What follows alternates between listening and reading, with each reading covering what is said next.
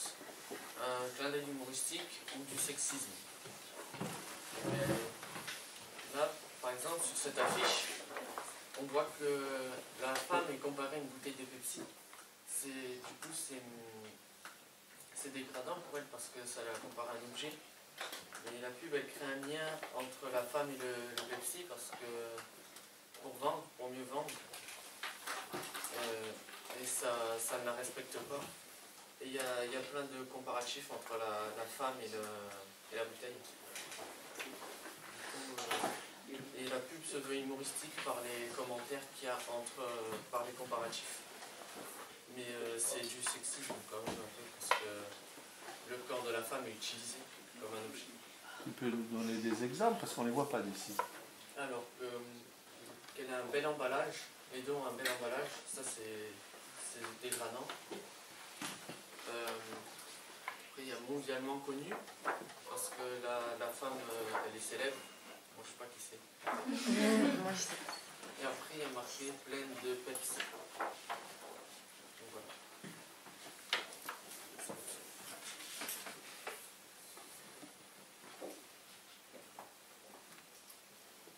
C'est pareil que sur ces deux publicités. On voit que le corps de la femme et de l'homme sont utilisés comme argument de vente pour vendre là une sauce pour salade. Mais on voit que le principal objet de la publicité c'est l'homme et pas la sauce. Et il est utilisé comme un objet de vente, ce qui est assez dégradant pour l'homme. Et là où l'offre généreuse est comparée au fessier de la femme, ce qui est aussi assez dégradant pour la femme. Et donc les publicitaires utilisent les corps de l'homme et de la femme comme objet de vente et pour permettre et mettre en valeur leurs produits.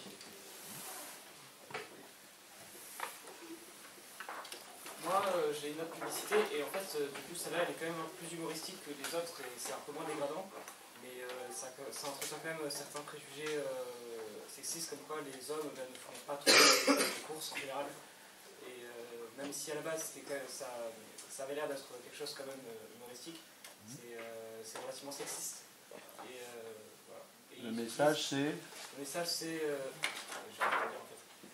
Un petit pas pour l'homme, un gros pour sa femme. C'est un peu sexiste même si ça peut être drôle en fonction de qui c'est qui le dit. On peut voir aussi que l'homme il est... c'est pas une crevette. C'est quand même quelqu'un d'assez grand, d'assez fort, et du coup ça permet de mieux vendre le frigo. En l'occurrence le frigo, d'accord. Donc on utilise, malgré l'air d'humour qui est derrière, c'est quand même du sexisme. On utilise le corps, d'accord.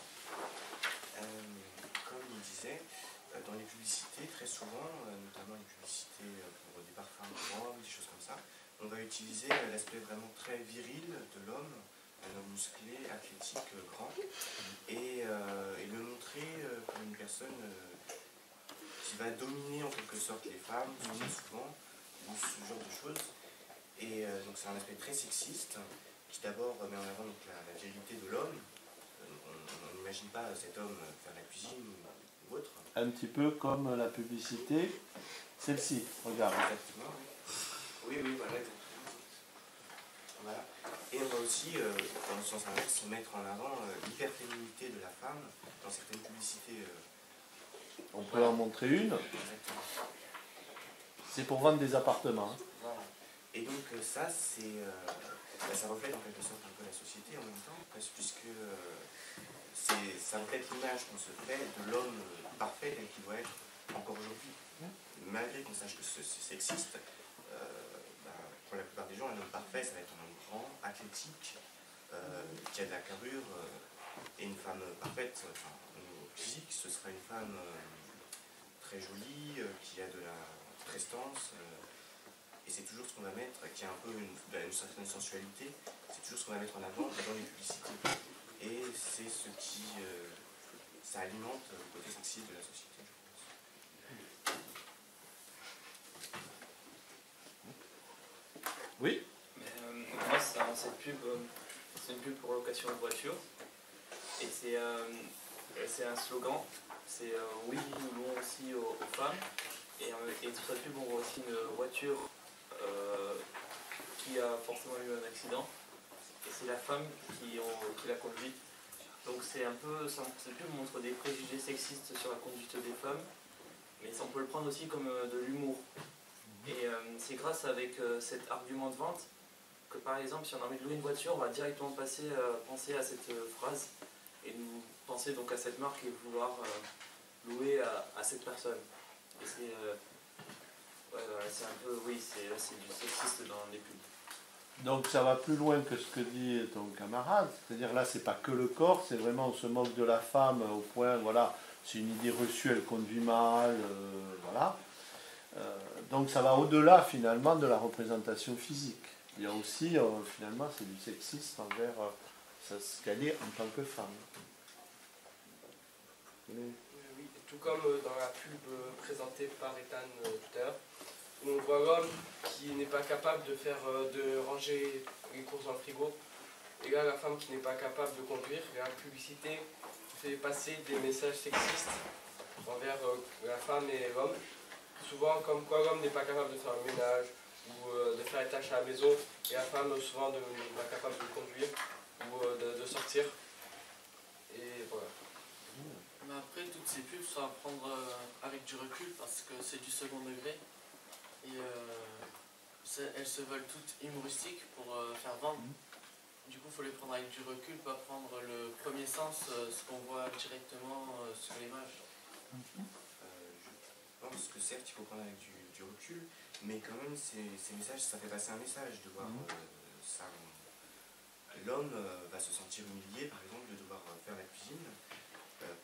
En raison notamment de ces publicités qu'il a vues sur la virilité de l'homme, sa masculinité. Et de plus, la publicité se sert des archétypes de la société moderne. Des clichés. Des clichés. Par exemple, on a une publicité qui a fait beaucoup de polémiques dans les années 2000. C'était pour une nouvelle Audi. Et on voyait un homme, bien sûr elle est connue, on voyait un homme qui conduit donc une Audi, c'est en noir et blanc un peu, pour faire un style un peu rétro, qui conduit une Audi donc, et il passe sur un pont à côté d'une femme. Et on voit passer, et on voit qu'il s'arrête, je crois. Et là, on entend une voix qui dit « il a la voiture, il aura la femme ». En quelque sorte, c'est une publicité extrêmement sexiste, il faut le reconnaître, et c'est pour ça que ça fait polémique, puisque ça appuie sur le côté mercantile, sur le côté matérialiste de la femme. En gros, une femme va chercher un homme qui a de l'argent, c'est ce que ça fait penser. Donc tu n'es pas tout à fait d'accord avec ce que dit ton camarade à côté qui dit qu'il faut le prendre aussi à un humour de second degré. Pour toi, il y a l'idée plus de message qui est franchement sexiste. Ton camarade dit oui, mais il y a aussi le côté humour pour essayer de... Disons qu'aujourd'hui, les publicitaires ne peuvent pas se permettre de faire comme avant, faire une publicité, la ménagère, où on la voit habillée en ménagère. C'est un peu trop gros pour aujourd'hui, la censure, et donc ils peuvent plutôt opter sur le côté humoristique. Donc ils continuent à faire passer ce message, mais sous couvert humoristique. Mais le message, lui, il est là, il est présent. Je suis tout à fait d'accord avec Gito. C'est le problème du fait de l'humour, c'est que certaines personnes ne comprennent pas toujours les messages comme sur cette publicité ou celle montrée par Ethan. C'est qu'à force de se voir répéter ces messages et que certaines personnes ne comprennent pas, ça s'imbrique dans les esprits.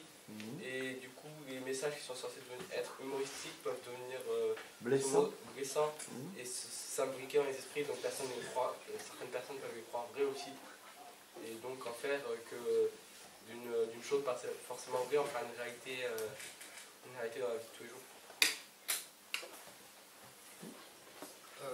Sur cette publicité, on peut remarquer que c'est une publicité pour de la crème fraîche. Tu peux nous lire le slogan? Babette accompagne les deux poissons pleins d'oseille. Donc on peut remarquer la crème fraîche que c'est pour la cuisine et qu'une femme est associée à cette publicité. Donc ça pourrait signifier que la femme est associée à la cuisine, qu'elle est faite entre guillemets pour cuisiner et non l'homme. Et aussi, d'après le slogan, on peut remarquer que la femme est utilisée comme un argument de vente. Oui. Et le slogan appelle quoi finalement pour la femme? Quelle image il renvoie ce slogan de la femme? Qu'elle est intéressée par quoi finalement? Par l'argent. Elle est utilisée en fait. D'accord. Donc pour toi, c'est une vision dégradante, sexiste, c'est de l'humour. Comment tu pourrais Pour moi, c'est très dégradant. C'est dégradant parce qu'on ne respecte pas les trous. Donc c'est dégradant pour la femme. Cette vision, je reprends le mot de ton camarade, mercantiliste, c'est-à-dire la femme qui recherche finalement la belle voiture, l'homme avec de l'argent. Voilà, c'est assez dégradant. Et dans cette publicité pour assistante téléphonique, il y a un certain préjugé sexiste pour les blonds, parce que le slogan c'est « Face à la technologie, on est tous un peu blonds ». Donc ça montre que comme on n'arrive pas à gérer la technologie, on a besoin d'assistants téléphoniques pour d'articles. D'accord. Et donc, dans la publicité, il met une personne plutôt beau gosse, on va dire, pour donner envie aux consommateurs d'aller chez Darty.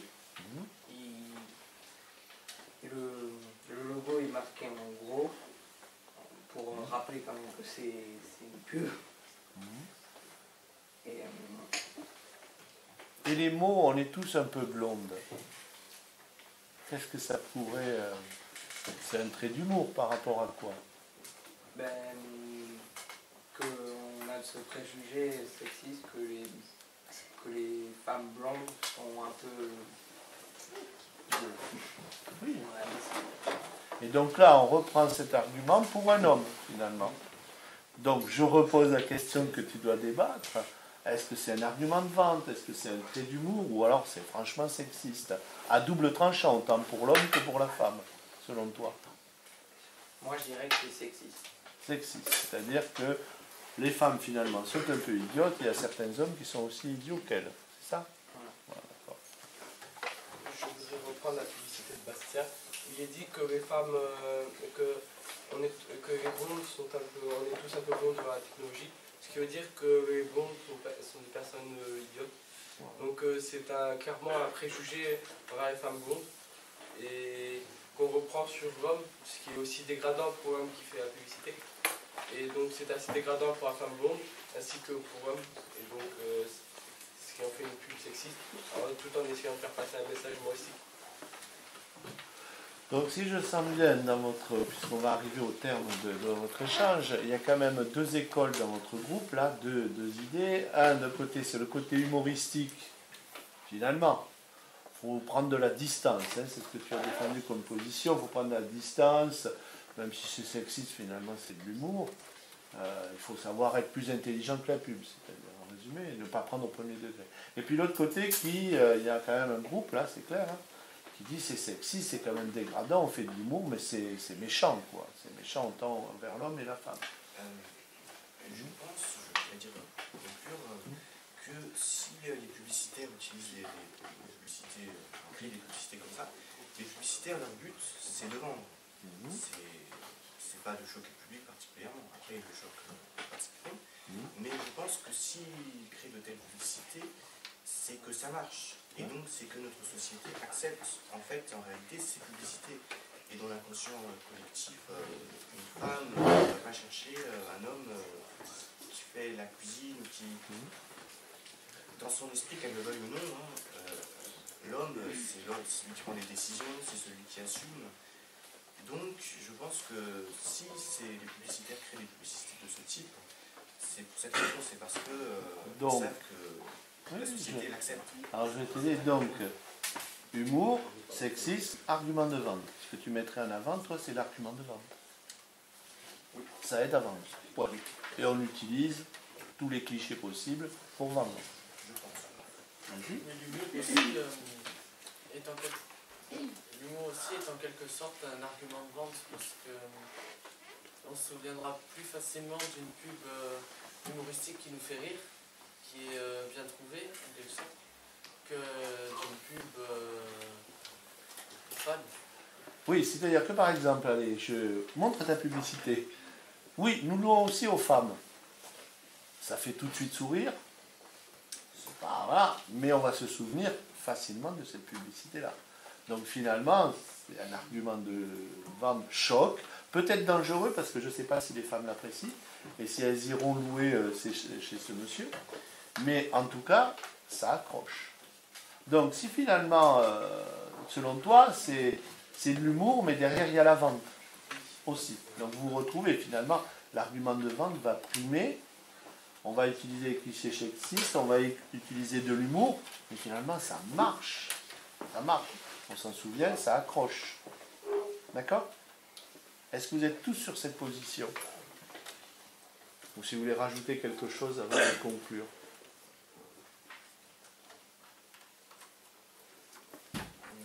Moi, j'aimerais ajouter quelque chose. C'est pas particulièrement sur la publicité, mais sur le sexisme en général. Je pense, ça fait maintenant des milliers d'années que la civilisation existe, et depuis tout le temps, donc, au sein des couples, les relations étaient toujours à peu près les mêmes, même s'il y a eu des cas différents. C'est-à-dire, par exemple, dans certaines sociétés africaines, le matriarcat.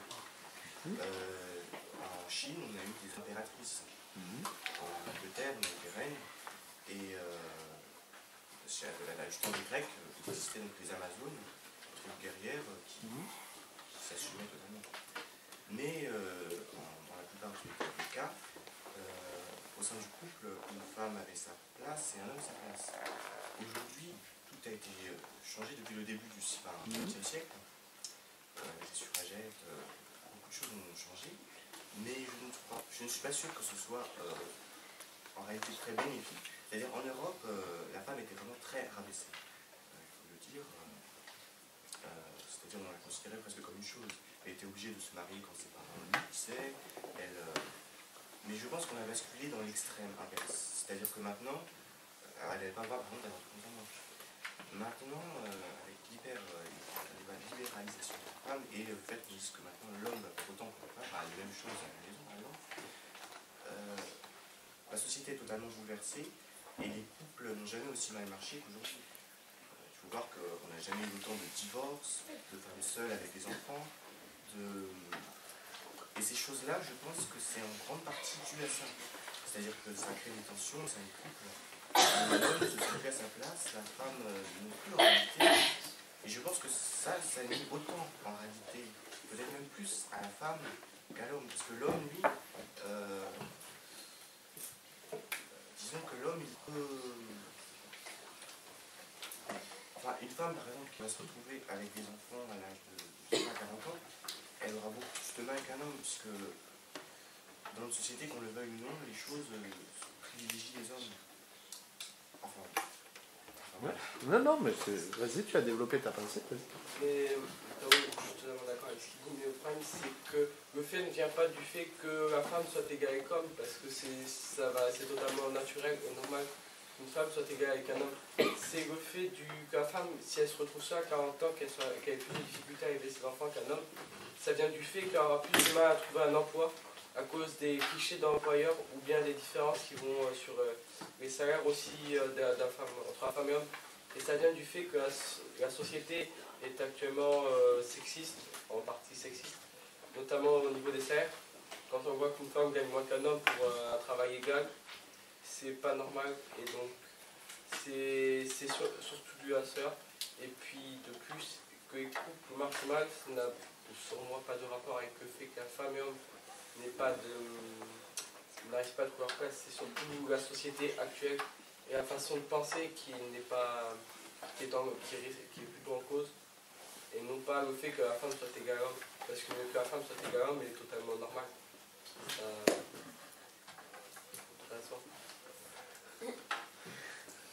Je vais inviter à clôturer le débat, sinon on va ouvrir sur d'autres questions.